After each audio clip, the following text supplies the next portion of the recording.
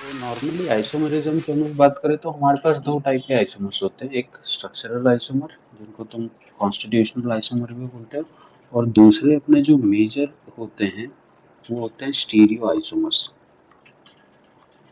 ठीक है। अब इनमें मेजर डिफरेंस ये है कि स्ट्रक्चरल आइसोमर का तुम स्ट्रक्चर देख के बता सकते हो कि ये आइसोमर है या नहीं है। ठीक है।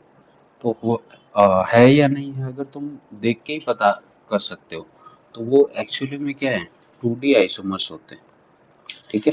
जिनको तुम 2 डायमेंशन में देख रहे हो और बता दे रहे हो कि हाँ ऐसा ऐसा होता है। बट स्टीरियो आइसोमर एक्चुअल में क्या होते हैं मालूम है, 3D आइसोमर्स होते हैं, जिनका मॉलिक्यूल का स्ट्रक्चर तुम देख के कभी पता ही नहीं लगा पाओगे कि इसमें आइसोमेरिज्म है या नहीं है, क्योंकि इसके लिए अपने को proper bond angle, bond rotation पता होना चाहिए, कितनी डिग्री पे रोटेट कर रहा है, ये एटम कहाँ पे जुड़ा होगा। तो अपने को पूरा 3D स्ट्रक्चर चाहिए होता है। तो नॉर्मली स्टीरियो आइसोमर ऐसे आइसोमर होते हैं जो 3 डायमेंशनली ही रिप्रेजेंट किए जाते हैं, इनको तुम 2 डायमेंशन में देख के बता ही नहीं सकते। अगर 2D में देखोगे तो तुमको उनके स्ट्रक्चर सेम दिखेंगे। सही है। मॉलिक्यूलर फार्मूला अगर सेम हो गया, स्ट्रक्चर सेम हो गया, तो उसको मैं आइसोमर बोल ही नहीं सकता हूँ। तो स्टीरियो आइसोमर के लिए हमेशा अपने को 3D चीज़ों की ज़रूरत पड़ेगी। मॉलिक्यूल का अरेंजमेंट पता होना चाहिए, प्लस मॉलिक्यूल कहाँ कहाँ पे फिक्स होंगे वो पता होना चाहिए। तो स्ट्रक्चरल आइसोमर काफ़ी इजी पड़ जाते हैं अपने को, बट स्टीरियो थोड़े से कॉम्प्लिकेटेड हो जाते हैं। ठीक है। तो अब देखो, कॉन्स्टिट्यूशनल आइसोमर जब हम लोग पढ़ते हैं तो ये हमने 10th में कवर किया हुआ है थोड़ा सा, कुछ नए एक दो टॉपिक आएंगे मैं बता दूंगा बाद में। ठीक है। तो इसमें सबसे पहले क्या आता है अपने पास, चेन आइसोमर। ठीक है। फिर पोजीशन आइसोमर, फिर फंक्शनल आइसोमर, फिर इसी में एक आता है अपने पास मेटामर, फिर रिंग चेन आइसोमर्स, और एक टॉपिक आएगा टॉटोमर्स। ठीक है। तो जब भी चेन आइसोमर की बात होगी, या चेन नहीं, स्ट्रक्चरल आइसोमर की बात होगी या कॉन्स्टिट्यूशनल आइसोमर की बात होगी, तो ये इतने पार्ट्स में डिवाइडेड है। अगेन चेन का अलग कॉन्सेप्ट है, पोजीशन का अलग है, functional, metamers, ring chain. I hope तुम लोग को थोड़ा बहुत ध्यान होगा, चेन, पोजीशन, फंक्शनल और मेटामर हम लोग ने पढ़ा हुआ है 11th में। ठीक है। तो ये सब टॉपिक आ जाते हैं किसमें, कॉन्स्टिट्यूशनल आइसोमर या फिर स्ट्रक्चरल आइसोमर में। अब जो स्टीरियो आइसोमर है ना, ये खुद में अलग एक, मतलब पूरा कॉन्सेप्ट ही इनका अलग होता है। तो पहले इसको लिख लो, फिर स्टीरियोमर्स का, आइसोमर्स का मैं क्लासिफिकेशन बता देता हूँ कैसे कैसे होंगे। तो पूरे आइसोमर्स के चैप्टर में अपने को यही चीजें कवर करनी है, एक तो ये स्ट्रक्चरल वाले, फिर स्टीरियो वाले देखेंगे। ठीक है। इसको लिख लो फिर आगे चलते हैं। ठीक है। तो जो स्टीरियो आइसोमर्स है या फिर 3D आइसोमर्स हैं अपने,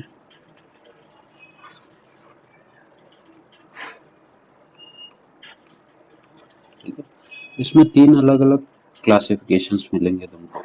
एक कन्फॉर्मेशंस, कन्फॉर्मर से याद है क्या तुम लोग को, कन्फॉर्मर्स, फिर एक ज्योमेट्रिकल और एक ऑप्टिकल। कन्फॉर्मर्स अलग चीज होते हैं, ज्योमेट्रिकल और ऑप्टिकल अलग अलग चीजें। ठीक है। तो कन्फॉर्मर याद है, हम लोग वो न्यूमैन प्रोजेक्शन में रोटेट करते थे स्ट्रक्चर को सिंगल बॉन्ड के एक्सिस में, याद है, रोटेट करके वो एंटी पोजीशन पे आता था, नहीं तो फिर गॉस पोजीशन पे आता था वो। तो वो कन्फॉर्मर होंगे यहाँ पे। ज्योमेट्रिकल, हम लोग ने अभी तक खाली दो ही चीजें पढ़ी हैं, सिज और ट्रांस। ठीक है। बट ज्योमेट्रिकल में भी तीन टाइप होते हैं, एक इजेड होता है और एक सिन और एंटी होगा। ठीक है। तो सिज ट्रांस तो अपने को ऑलरेडी पता है, बट उसमें भी कुछ कॉन्सेप्ट आएंगे इस चैप्टर में। इजेड, इसको एंटीजन एंड जूसामिन बोलते हैं। तो अभी ऐसे ही लिख लो, बाद में देखते हैं आगे क्या होते हैं सब, सिन और एंटी। ठीक है। फिर जब हम लोग ऑप्टिकल पढ़ेंगे ना, ऑप्टिकल आइसोमर, तो ये बड़ा कॉन्सेप्ट है। Plane of symmetry, centre of symmetry, axis of symmetry, alternate axis of symmetry, फिर अपना आर एस कॉन्फ़िगरेशन, और डीएल कॉन्फ़िगरेशन। आरएस पता है किस में आता है? Vector register. हाँ, ऑप्टिकल में अपने को इतनी चीजें देखनी है, मतलब इतने टॉपिक्स कवर करने हैं।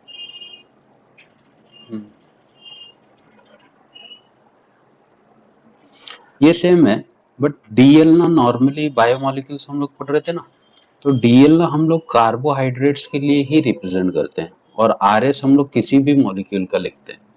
तो ये मेजर डिफरेंस होता है इनके बीच में।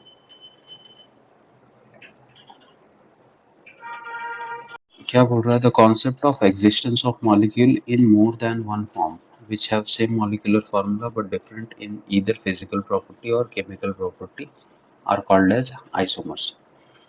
ठीक, there are two types of isomers: structural isomers, those molecules which have same molecular formula but different structural formula, known as constitutional or structural. Stereoisomer का देखो, those molecule which have same molecular formula and structural formula but have difference in either physical property or chemical property due to difference in arrangement of atom in three dimension. ठीक है, तो definition wise हम लोग इनको ऐसे लिख सकते हैं।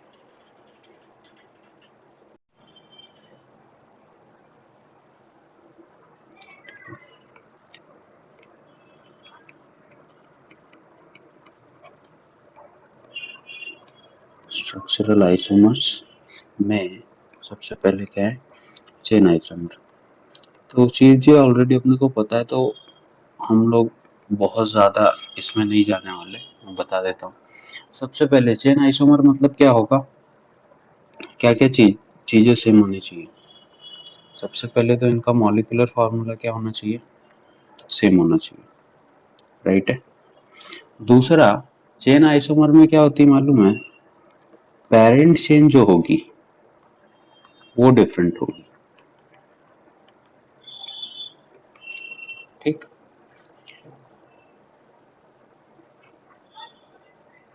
राइट है। सबसे पहली कंडीशन क्या है? मॉलिक्यूलर फार्मूला तो सेम चाहिए ही, बट पेरेंट चेंज कभी भी सेम नहीं होनी चाहिए। पेरेंट चेन अगर सेम हो गई तो वो आइडेंटिकल स्ट्रक्चर हो जाएगा। ठीक है, जैसे अगर मैं ये बता दूं, एक स्ट्रक्चर ये है अपने पास और दूसरा ये है,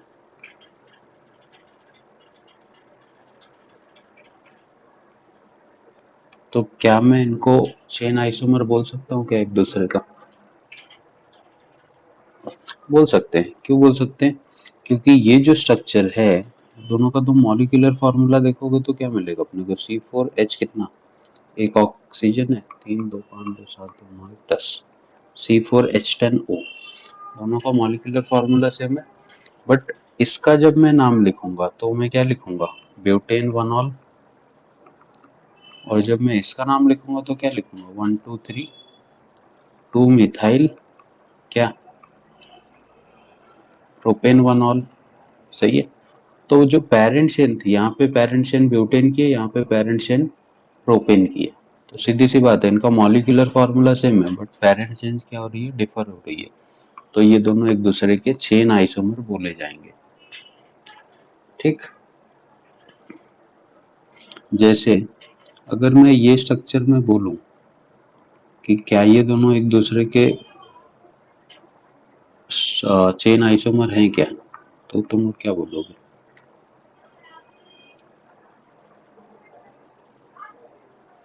मॉलिक्यूलर फार्मूला सेम आ रहा है क्या दोनों का? पक्का? पहली कंडीशन तो वही चेक करना है तुमको, मॉलिक्यूलर फार्मूला नहीं मैच करेगा तो नॉन आइडेंटिकल स्ट्रक्चर, मैच कर गया तो आगे बढ़ना है।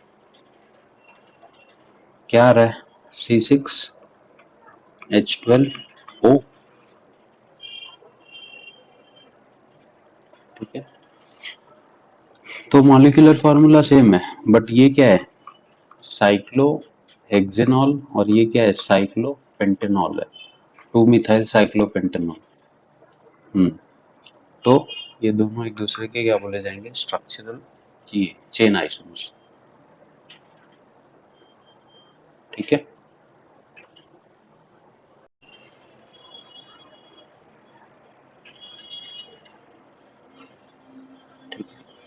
पोजीशन के लिए ध्यान में रखना molecular formula same, parent chain same, बाकी जो सब्स्टिट्यूएंट वगैरह आते हैं बॉन्ड फंक्शनल ग्रुप ये डिफरेंट पोजीशंस पे आ सकते हैं। ये बताना है कि इन दोनों स्ट्रक्चर का आपस में क्या रिलेशन है, चेन है, पोजीशन है, आइडेंटिकल है या नॉन आइडेंटिकल, फिर ये दोनों में इनमें ऐसे, ठीक है। तो वही बोला ना मैंने, अगर सब कुछ सेम हो गया तो आइडेंटिकल स्ट्रक्चर, नहीं मैच, कुछ भी नहीं मैच कर रहा है तो नॉन आइडेंटिकल। बाकी चेन और पोजीशन का है तुम्हारे पास ऑप्शन, वो पहचानना है तुमको। चेन है सेकंड,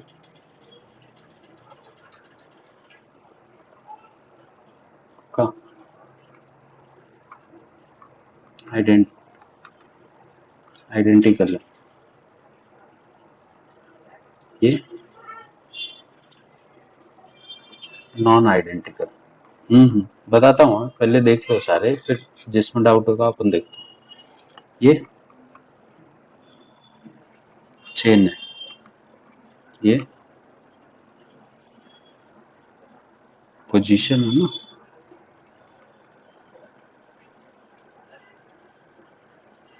नहीं, इसमें रेजोनेंस क्यों होगा, रेजोनेंस के लिए दो फैक्टर होंगे। नहीं नहीं, यहाँ पे अगर कोई पॉजिटिव नेगेटिव या लोन पेयर होता तो ये रेजोनेट करता था ना, अब कुछ है ही नहीं तो ये बॉन्ड यहाँ से शिफ्ट नहीं करेगा कभी भी, वहीं पे रहेगा। पोजीशन आइसोमर है, समझा नहीं समझा?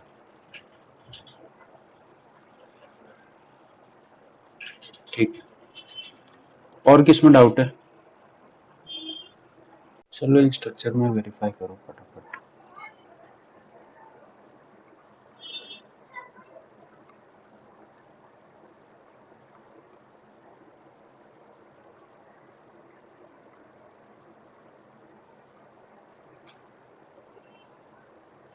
हम्म,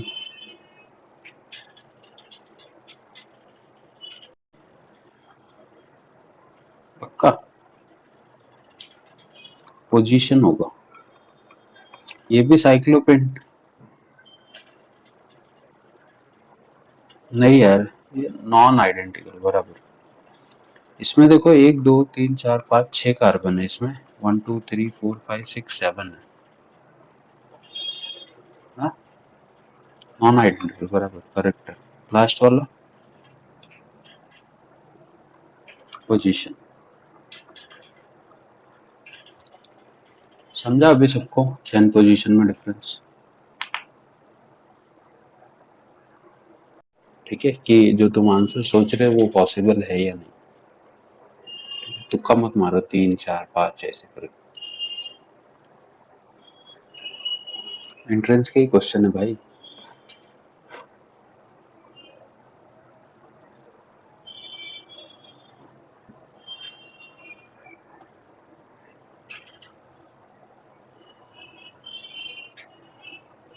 फंक्शनल आइसोमर में अपने पास बहुत सारी चीजें हैं। पहली कंडीशन क्या होनी चाहिए फंक्शनल आइसोमर के लिए, कि अपना जो मॉलिक्यूलर फॉर्मूला है दैट शुड बी सेम, ठीक। दूसरी कंडीशन क्या होगी मालूम है इसमें, इसमें पेरेंट चेन सेम हो नहीं हो उससे अपना कोई लेना देना नहीं है, डिफरेंस कहाँ पे आना चाहिए, डिफर इन फंक्शनल ग्रुप, मतलब पूरा फंक्शनल ग्रुप जो है वो मुझे चेंज चाहिए एकदम, फंक्शनल ग्रुप सिमिलर नहीं होना चाहिए, मॉलिक्यूलर फार्मूला सेम रहना चाहिए, फंक्शनल ग्रुप नहीं। तुम चेन को उल्टा करो पलटी करो कुछ भी करो, ठीक है, बट अपना फंक्शनल ग्रुप चेंज होना चाहिए। जैसे सबसे पहले देखो, अगर मैं सबसे पहले बताऊं ना, तो कार्बोक्सिलिक और ईस्टर ये दो ऐसे फंक्शनल ग्रुप हैं जो शो करते हैं। अगर एग्जांपल दूं मैं तुम लोग को तो देखो, एक ये चेन अगर मैं बनाऊं और एक ये बनाऊं,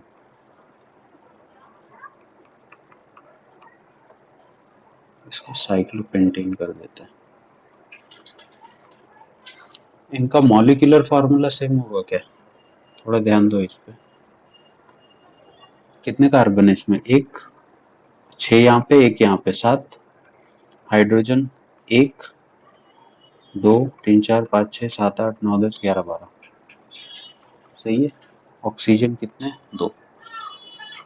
इसका मॉलिक्यूलर फार्मूला और इसका, 5 यहाँ पे, 1, 2, 3, 4, 5, 6, 7। सही है। 3 हाइड्रोजन, 4, 5, 6, 7, 8, 9, 10, 11, 12। सही है। ऑक्सीजन कितने? 2। तो मॉलिक्यूलर फार्मूला सेम है, बट यहाँ पे जो फंक्शनल ग्रुप है वो क्या है? कार्बोक्सिलिक।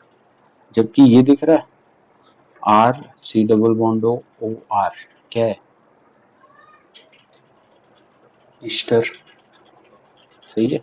तो ये दोनों जो स्ट्रक्चर हैं, ये ना तो एक दूसरे के चेन है, ना तो पोजीशन है, ये एक दूसरे के क्या है? इनका फंक्शनल ग्रुप चेंज हो जा रहा है ना, तो क्या बोले जाएंगे? Functional isomer. Functional isomerism show करते हैं अल्कोहल और ईथर।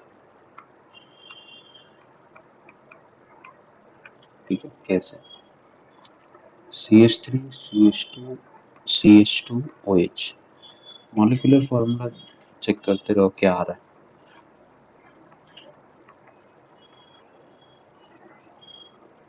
क्या मिल रहा है?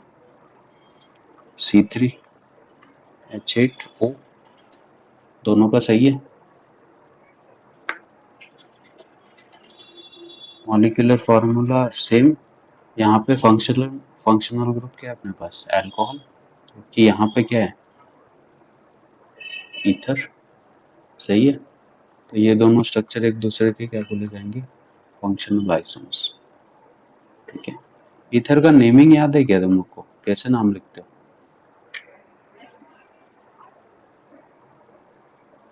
Correct, methoxy ethane. और कॉमन नेम क्या?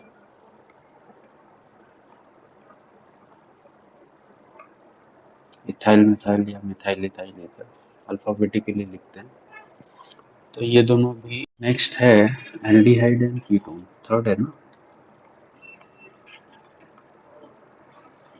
एल्डिहाइड और कीटोन भी आपस में शो करते हैं फंक्शनल आइसोमर। कैसे? H3 CH2 C double bond OH। और ये देखो, होगा क्या? क्या लगता है?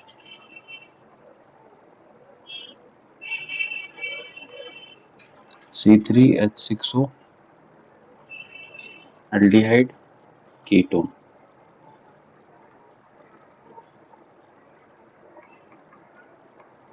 एल्डिहाइड, कीटोन, इनका मॉलिक्यूलर फार्मूला सेम है क्या? चेक करो।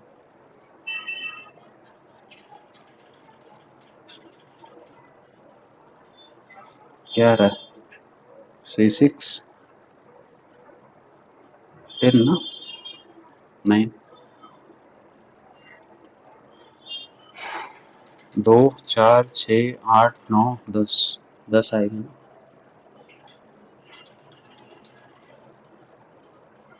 लॉजिकल है, तुम्हारे दिमाग में पहले आना चाहिए था। कितना है यार, फिफ्थ है फोर्थ है? साइनाइड एंड आइसोसाइनाइड, पता है ना? CH3CN और CH3NC। एक और है अपने पास, अल्कोहल एंड फेनॉल। ये दोनों स्ट्रक्चर चेक करो।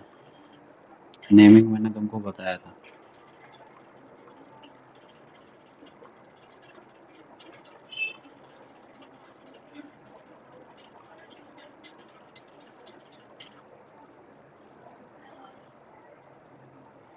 ये क्या है? 1 फेनॉइल मिथेनॉल। और ये क्या है? Phenol, 2 methyl phenol. बोल भाई बोल। फंक्शनल ग्रुप शो करता है फंक्शनल आइसोमेरिज्म। कौन सा नंबर था यार? 6 है ना। अब अमाइन कैसे शो कर सकता है फंक्शनल आइसोमर? राइट है। तो तुम लोग ने सुना होगा, अगर मैं एक ये अमाइन बनाऊं, और इसी को एक बार ऐसे बनाओ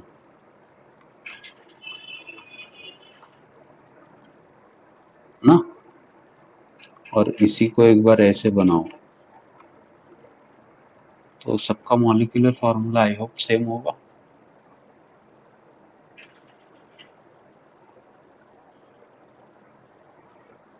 तीन कार्बन, तीन कार्बन, तीन कार्बन, 3 2 5 2 7 2 9, 3 4 5 6 7 8 9, 9 मॉलिक्यूलर फॉर्मूला सबका सेम है क्या, C3H9N, सही है।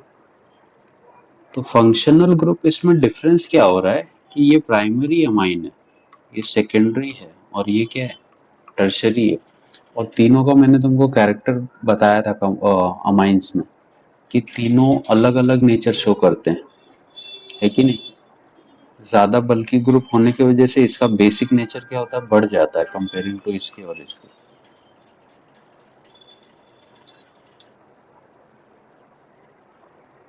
तो प्राइमरी, सेकेंडरी और टर्शरी अमाइन एक दूसरे के चेन पोजीशन मत लिखना कभी भी, ये तीनों एक दूसरे के फंक्शनल आइसोमर्स होते हैं, नोट करके नीचे बना लो, नहीं तो बहुत लोग इसको पोजीशन में कंसिडर करते हैं एक्चुअली में, ठीक है। जैसे CH3CH2SH लिख दो, या फिर इसी स्ट्रक्चर को,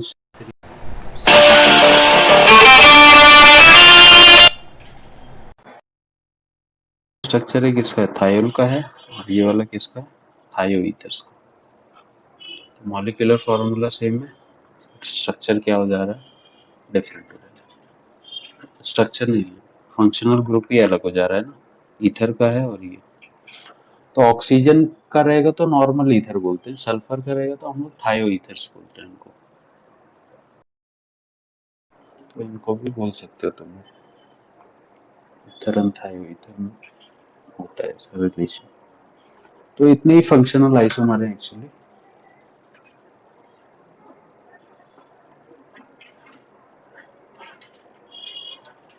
हुआ डन।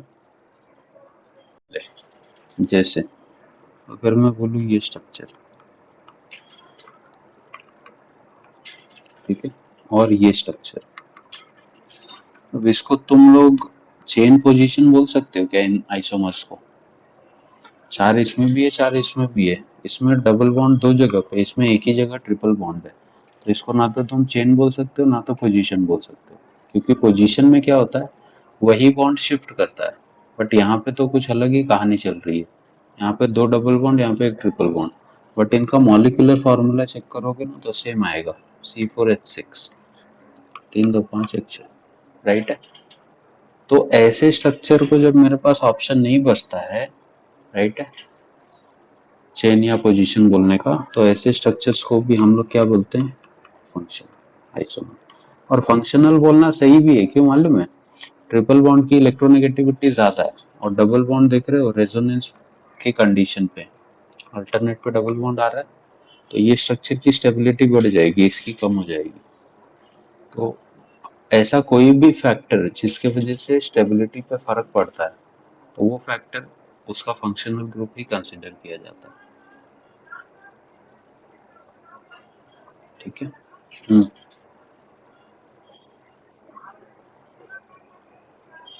नहीं, ट्रिपल बॉन्ड में भी होता है रेजोनेंस। ट्रिपल बॉन्ड में जब तुम लोग ऐसे बनाते हो ना, तो हम लोग लिखते हैं ना बीच वाला सिग्मा और ऊपर और नीचे वाला पाई, सही है। तो इसमें से एक जो पाई होता है ना, वो रेजोनेंस में पार्टिसिपेट करता है, सेकंड वाला नहीं करता है,